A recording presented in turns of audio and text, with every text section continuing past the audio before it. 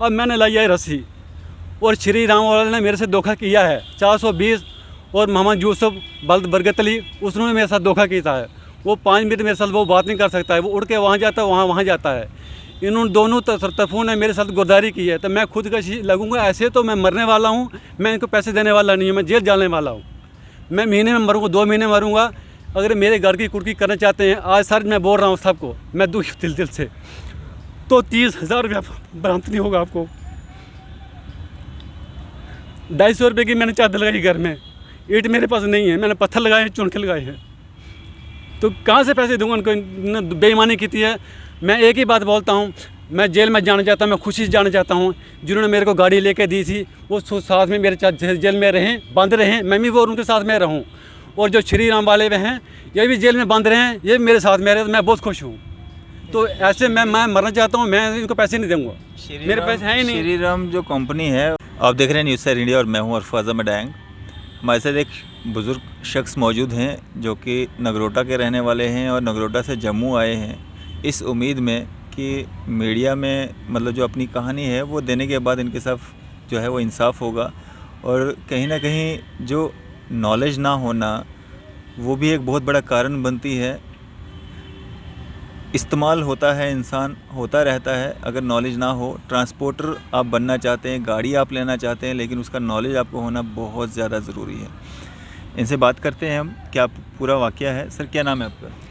Sir मेरा नाम बशीर अहमद है, बाप का नाम गुलाम हैदर है। मैं खानपान नगरोटे से रहता हूँ। मैंने एक गाड़ी ली थी बामना के बड़ी का, जो गुजरा मोहम्मद यूसुफ उसका नाम है, बाप का नाम है बरगतली। तो उसने बोला मेरे से गाड़ी ले ले। कौन सी गाड़ी? गाड़ी थी वो LP 2769 JK02 है क्या है। तो मैंने बोला मेरी असलियत गाड़ी लेने की नहीं है। उसने बोला तो हमको साइज दे दे 10,000 रुपया 5,000 रुपया, तो गाड़ी मैं आपको केस के नाम पर केस डाल दूँगा, 3,000 लाख रुपया केस करा दूँगा। मैंने 10,000 उठाया किसी से, तो मैंने वो उसको साइज दे दी। फिर चला गया सर जी, हम दफ्तर में, श्री राम के दफ्तर है जो सुतवारी में दफ्तर है उनका। जब उन्होंने आपस में बात की थी तो उन्होंने बोला भाई कितनी गाड़ी खरीदी है? मैंने बोला जी 3 लाख की। 3 लाख से जो गाड़ी का इंश्योरेंस है वो उनके नाम पे ही हो है। वो बोलते 2 लाख 3 लाख 2 साल की बात है, वो इंश्योरेंस इसी कागज में गाड़ी आपकी रहेगी।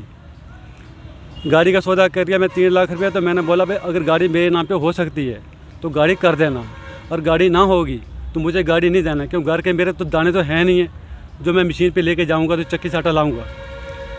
तो उन्होंने बोला भाई ऐसी कोई बात नहीं है, 20 दिन के बाद 22 दिन के बाद गाड़ी आपके नाम हो जाएगी। तो उन्होंने जब गाड़ी दे दी तो गाड़ी वो 1.5 महीना के बाद गाड़ी खड़ी रही नगरोटा खान पर, जो जहाँ पे DSP का दफ्तर है उसके पास वो गाड़ी लगे रही। फिर मैं उनके दफ्तर में गया दोबारा, मैंने बोला सर जी आप किस्तें लेने आ जाओगे? तो गाड़ी तो खड़ी है, मेरे पास पैसे तो नहीं है। तो 10,000 की बात है, 10,000 आप खा जाओ तो गाड़ी आपको वापस कर लो।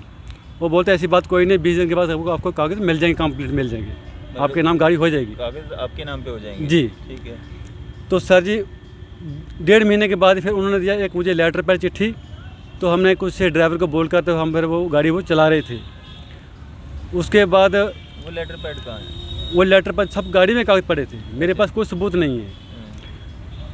तो जब वो हम गाड़ी चला रहे थे, वो किस्त मैं पहले किस्त देता था, उसकी 14,000 रुपये किस्त बनी थी उसकी, देता रहा किस्त। उसकी किस्तें टूटी थी 3, वो 3 किस्तें मैंने फिर उन्होंने डाली 15,000 रुपया। 45,000 रुपये मैंने उनको नगद किस्त दे दी थी, कैश दी थी, कैश। उसकी वो रसीद ली आपने? रसीद ही वो, लेकिन वो भी गाड़ी में ही है। अच्छा। मेरे पास वो भी कोई सबूत नहीं है।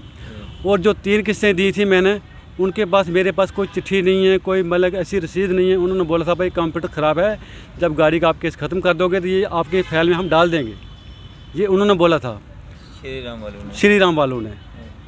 उस 3 किस्तों का मेरे पास सबूत कुछ भी नहीं है। अच्छा। फिर गाड़ी लगी थी हमारी बनहाल में, उधर वहाँ पे एक्सीडेंट हुआ था, एक लेडीज़ थी और छोटी गाड़ी में बैठी थी, उसके साथ हमारी गाड़ी वो टकरा गई थी। हमारा नुकसान कुछ नहीं हुआ था, को हमारा 500 का नुकसान होगा ज़्यादा से ज़्यादा। उनका नुकसान हुआ है तकरीबन को 20,000 का नुकसान उनका हो गया था। जो लेडीज़ थी उसकी बाजू को लगी हुई थी। उन्होंने बोला भाई जो उसकी घरवाला है, बीवी के घरवाला, उसने बोला हमने वो पैपें डाली हैं, वो प्लास्टिक की पैपें हमने डाली हैं इसमें, और मेरा खर्चा इस पर 4 लाख रुपये मेरा खर्चा इसमें आ गया।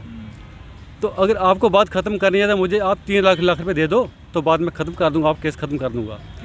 3 साल से मैं तरीके बनहाल में दे रहा हूँ, तो अभी केस वो चल रहा है। 4 साल हो गए ये गाड़ी उठा के ये ले गए। गाड़ी वो लोड थी। गाड़ी कितनी देर रही आपके पास? गाड़ी मेरे पास कोई 14 महीने के इतनी देर रही। तो गाड़ी क्यों ले गए उठा के? लोड गाड़ी क्यों ले गए? वो पता नहीं, बोलता आपकी किस्तें आपकी ड्यू हो गई हैं। कितनी किस्तें ड्यू हुई थी? पता नहीं 2 हुई थी, कितनी हुई थी, लेकिन मैं पड़ा हुआ नहीं। लेकिन मैंने बोला भाई 1.5 महीना हमारी गाड़ी रही करगल में खड़ी, क्योंकि वो लोड गाड़ी थी, वो खाली नहीं हुई थी। वहाँ से हम 50 आदमी जो हम करगल में गए थे, उस वहाँ पे डीसी और डीसी ऑफिस में गए थे। वहाँ पे फिर उन्होंने जब वो हमने निकाला, क्या बोलते हैं इसको, जलसा निकाला, तो वहाँ पे उन्होंने बोला, डीसी ने बोला भाई इसकी गाड़ी खाली कर दो। रोज़ की 3 गाड़ियाँ खाली होती हैं हमारी करगल में। तो जहाँ पे 200-300 गाड़ी होगी तो फिर आप ही खुद अंदाज़ा लगा लो, फिर वो बंदा कैसे वापस आ सकता है। किसी का सामान उठा के तो वापस नहीं आ सकता इंसान, किसी का सामान देकर फिर ही वापस आ सकता है। 1.5 महीने से हम वहाँ से आए थे। फिर हम गए थे ले में 1 महीना वहाँ पे लग गया था। आगे रास्ता भी ख़राब था, पीछे भी दिन लग गए तो आगे भी दिन लग गए। तो ऐसे मतलब किस्ती हमारी अगर ड्यू हो गई थी, तो 4 साल से वो गाड़ी वो ले गए थे। 4 साल के बाद अभी वो लेटर पैड दे रहे हैं कि बोलते हैं पता नहीं आपको 40 लाख रुपए देना है, कितना देना है। मैं पढ़ा वो नहीं हूँ सर जी। हाँ, ये नोटिस जो है इनको ये सर्व किया गया। पहले मैं चाहूँगा कि ये वाला नोटिस दिखाया जाए। ये 2019 में इनको जो है नोटिस सर्व किया गया है। 2/5/2019 को श्री राम वालों ने इनको नोटिस सर्व किया है। इसको पूरा खोल के दिखाना। तो ये नोटिस इनको सर्व किया गया है। जब ये पहला नोटिस आपको आया था तब आपने श्री राम वालों से बात नहीं की? जी सर जी, बात की थी। मैंने बोला भाई ये गाड़ी आपको दे दो, हम मजदूरी करेंगे तो आपके पैसे दे देंगे। उन्होंने बोला आप कैश कर दो तो हम गाड़ी आपको छोड़ देंगे। हमारे पास वो सिख थे बेचारे, तो वो करने लगे यार हम चंदा करके आपको तो गाड़ी आपको छुड़ाएंगे। 1 लाख रुपये उन्होंने लिया, साथ में लिया था। तो वो बोलते आप 1 लाख रुपये कैश ले लो, इसकी गाड़ी छोड़ दो। उन्होंने गाड़ी नहीं छोड़ी थी। अब 4 साल के बाद ये लेटर आ रहा है, गाड़ी भी ले गए, वो लेटर भी ये दे रहे हैं। अब मैंने लाई है रस्सी, और श्री राम वाले ने मेरे से धोखा किया है। 420 और मोहम्मद यूसुफ बल्द बरगत अली, उसने मेरे साथ धोखा किया है। वो 5 मिनट मेरे साथ वो बात नहीं कर सकता है, वो उड़ के वहाँ जाता है, वहाँ जाता है। इन्होंने दोनों तरफों ने मेरे साथ गुरदारी की है। तो मैं खुद का लगूंगा ऐसे, तो मैं मरने वाला हूँ। मैं इनको पैसे देने वाला नहीं हूँ, मैं जेल जाने वाला हूँ। मैं महीने में मरूँगा, 2 महीने मरूँगा। अगर मेरे घर की कुर्की करना चाहते हैं, आज सर मैं बोल रहा हूँ सबको, मैं दुखी दिल से, तो 30,000 रुपया बरामद नहीं होगा आपको। 250 रुपये की मैंने चादर लगाई घर में, ईंट मेरे पास नहीं है, मैंने पत्थर लगाए हैं, चुन के लगाए हैं। तो कहाँ से पैसे दूंगा उनको? इन्होंने बेईमानी की है। मैं एक ही बात बोलता हूँ, मैं जेल में जाना चाहता हूँ, मैं खुशी से जाना चाहता हूँ। जिन्होंने मेरे को गाड़ी लेके दी थी वो साथ में मेरे जेल में रहें, बंद रहें, मैं भी वो उनके साथ में रहूँ। और जो श्री राम वाले वे हैं ये भी जेल में बंद रहें, ये भी मेरे साथ में रहे, तो मैं बहुत खुश हूँ। तो ऐसे मैं मरना चाहता हूँ, मैं इनको पैसे नहीं दूंगा, मेरे पैसे हैं ही नहीं। श्री राम जो कंपनी है उनका काम है फाइनेंस करना, उनकी दुकानदारी ही पैसा इंटरेस्ट वगैरह इसी से चलता है। तो आप मतलब उन्होंने अपना काम तो है सही किया, लेकिन आपको नॉलेज की कमी थी, इस वजह से आपको ये नोटिस, जो जब पहला नोटिस आपको सर्व किया गया उसी दिन आपको उनका पेमेंट कर देनी चाहिए थी। आपने तब पेमेंट क्यों नहीं की? सर जी अगर मेरे पास पैसा होता तो मैं उनको कैश ही देता। जब मेरे पास पैसा, अगर एक प्याज किलो आता है उस टाइम 10 रुपये किलो आता था, अभी तो आता है 50 रुपये किलो, 40 रुपये किलो। जब पैसे ही नहीं होते तो गरीब कहाँ से लाएगा? तो गाड़ी क्यों ली आपने? अगर आपको पता है कि मैं गरीब हूँ, मेरे पास इतनी हिम्मत नहीं है कि मैं गाड़ी लूँ, क्योंकि गाड़ी लेना आपने चलो 50-60 हज़ार रुपये खर्च के गाड़ी ले भी ली, बाकी केस हो गया, उसके बाद उसको कभी काम करवाना पड़ता है, कभी रास्तों में कोई मतलब गाड़ी ख़राब हो जाती, कुछ हो जाता है, वहाँ पर भी पैसा लगता है। तो क्यों ली थी आपने गाड़ी अगर आपको ये इतना पता था कि मैं गरीब हूँ? सर जी मैंने धोखे से ही ऐसे तो लिया, मेरे को क्या पता था जी। मैंने बोला कि चलो गाड़ी चलने वाली होगी, अगर 20 कमाएंगे तो चलो मैं 2 रुपये मैं खर्चूँगा तो 15 रुपये मैं उनको दे दूँगा। जब गाड़ी भी रास्ते में बंद हो जाती है, अब 4-4 दिन तो उधमपुर में रुक जाते हैं, 4-4 दिन तो बनहाल में रुक जाते हैं, वो गाड़ी तो वो भी रास्ते वाले भी छोड़ते नहीं हैं, वो इस टाइम भी गाड़ी रोकते हैं। तो ड्राइवर कहाँ से उठा के गाड़ी सिर पे लाएगा? तो जम्मू में आ जाएगा, कहाँ से पैसे लाएगा? अगर सारे ड्राइवर या सारे ट्रांसपोर्टर ऐसे ही बात करेंगे फिर ये कंपनियां तो सारी बंद हो जाएंगी, ये तो फाइनेंस करेंगी नहीं। सर जी सारे के पास तो हमारी जैसी औकात तो नहीं है, सब पैसे वाले बंदे हैं। जो गरीब इंसानों के साथ मतलब हर कोई मजाक ही किया जाता है। अब जो गवर्नमेंट है वो भी गरीब के साथ मजाक है, क्यों? गरीब को तो वो गरीब आज भी गरीब ही है।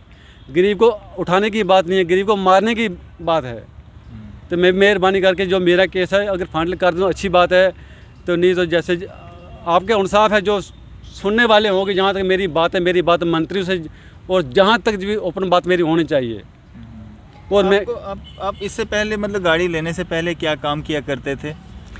जी, इससे पहले मैं बनाता था छतरी से और स्टोव बनाता था, वो भी मैंने किसी से जांच सीखी है। तो जब बरसात के दिन आते हैं तो लोगों की छाते टूट जाते हैं, तो 200 रुपया 150 रुपया 200 बन जाता है, तो मैं अपने घर से सर्कल चलाता हूँ। मतलब और आपको गाड़ियों का कोई एक्सपीरियंस नहीं था? जी, मुझे कुछ पता नहीं था गाड़ी का। मैंने पहली बार धोखे से उन्होंने मेरे को फंसा लिया, तो धोखे से कारोबार हो गया। मैंने कभी गाड़ी जिस शख्स से आपने गाड़ी ली थी, ये नोटिस सिर्फ आपको ही सर्व नहीं किया गया है, ये उसका नाम भी उसके बीच में है, तो आपकी बात हुई उसके साथ 2019 में या जो कल नोटिस आया आपको इसमें?